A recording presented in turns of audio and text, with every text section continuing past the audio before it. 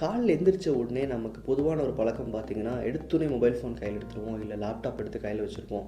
Unless until அது உங்களுடைய அன்றாட தொழில் சம்மந்தப்பட்ட விஷயமா இல்லன்னா, காலையில ஒரு 2 ஹார்ஸ் ஆவது மொபைல் ஃபோன் ஆர் லேப்டாப்பை தொடாதீங்க.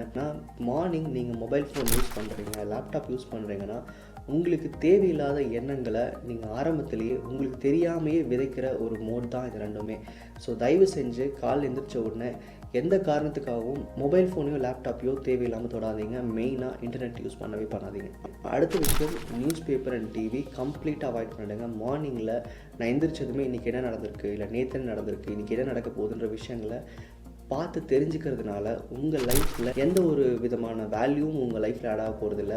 தேவையில்லாத எண்ணங்களையும் தேவையில்லாத நியூஸையும் நீங்கள் படிக்கிறதுனால உங்கள் நாளுடைய ஆரம்பத்திலேயே உங்கள் அனுமதி இல்லாமல் ஒரு தவறான விஷயத்தையோ இல்லை உங்களை அச்சுறுத்துகிற மாதிரியான விஷயங்களையோ நீங்கள்